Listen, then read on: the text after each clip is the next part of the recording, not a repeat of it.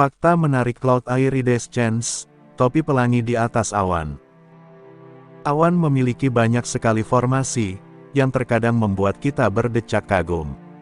Cloud Iridescence yang biasa disebut sebagai awan pelangi atau awan irisasi, dalam bahasa Indonesia, adalah salah satunya.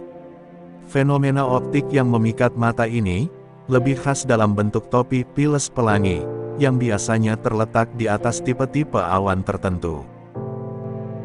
Kemunculan awan ini berbeda, dengan proses kemunculan pelangi yang biasanya kita lihat setelah hujan.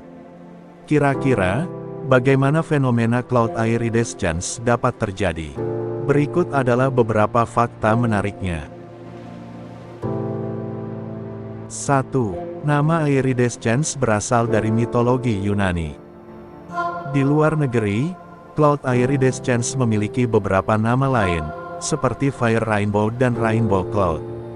Lalu, kenapa awan ini lebih familiar dengan nama Cloud Iridescence? Padahal nama seperti Rainbow Cloud, misalnya, akan lebih mudah untuk dipahami. Berasal dari bahasa Yunani, kata Iridescence diambil dari nama seorang dewi, bernama Iris. Dalam mitologi setempat, Iris dijelaskan sebagai seorang dewi, yang bertugas menyampaikan pesan melalui perantara pelangi. Kata iridescence atau irisasi, biasanya digunakan untuk menggambarkan cara zat tertentu, dalam menampilkan warna yang bervariasi saat sudut berubah, sesuai dengan cara proses kemunculan awan ini. Di keseharian, kita dapat melihatnya pada bulu, gelembung sabun, sayap kupu-kupu, punggung kumbang, sisik ikan, mutiara dalam cangkang, sampai tumpahan minyak. 2. Awan pelangi muncul akibat fenomena optik. Fenomena Cloud Iridescence muncul akibat difraksi yang berasal dari sinar matahari. Pantulan tersebut lalu mengenai tetes air atau kristal es, yang sangat kecil dan seragam bentuknya dalam sistem awan, atau sistem awan yang masih relatif tipis atau baru.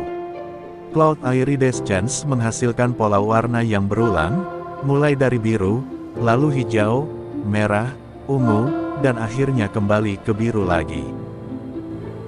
Umumnya, fenomena ini terjadi pada tipe awan piles seperti lentikular atau altocumulus, cirrus, dan cirrocumulus.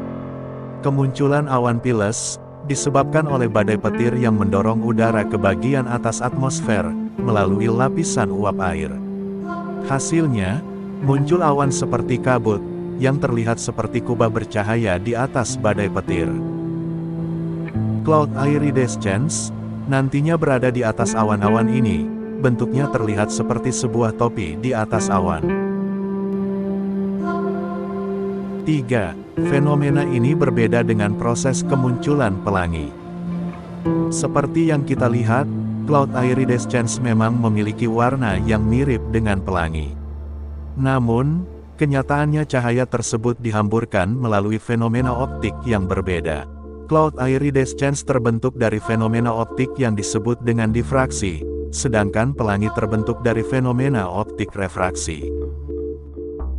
Refraksi merupakan pembengkokan internal. Cahaya yang masuk ke dalam kristal es atau tetesan hujan, akan dibiaskan dan dilengkungkan pada kecepatan dan sudut yang berbeda-beda, memecah cahaya putih menjadi warna-warna yang biasa kita lihat pada pelangi, atau fenomena halo matahari. Di sisi lain, difraksi merupakan pembengkokan yang terjadi di luar atau sekitarnya. Cahaya yang berada di dekat tetesan hujan atau kristal es, akan dibelokkan di pinggirannya, terpecah menjadi berbagai warna yang acak dan memunculkan pola interferensi. Selain pada Cloud Iridescence, contoh difraksi terdapat pada warna yang muncul di gelembung sabun, lapisan minyak, dan DVD. 4. Waktu-waktu kemunculan Cloud Iridescence. Seperti pelangi, kemunculan Cloud Iridescence juga identik dengan waktu-waktu hujan, atau lebih tepatnya badai petir, baik di saat badai atau sesudahnya. Tipe-tipe awan piles akan menghasilkan Cloud Iridescence dengan bentuk topi pelangi. Dilansir National Geographic, Cloud iridescence sering muncul di sore hari, pada hari yang sangat panas dan lembab. Di waktu-waktu tersebut biasanya terdapat awan cumulus, awan berbentuk bola kapas halus yang sering kita lihat dalam gambar anak-anak. Di langit Sisilia, fenomena ini pernah terjadi di malam hari. Tentunya hal itu berkaitan dengan kondisi awan dan cahaya yang pas. 5. Apakah cloud iridescence termasuk fenomena langka? Cloud iridescence bukan fenomena yang langka. Di beberapa wilayah Amerika Serikat, kejadian ini biasa dijumpai saat musim panas.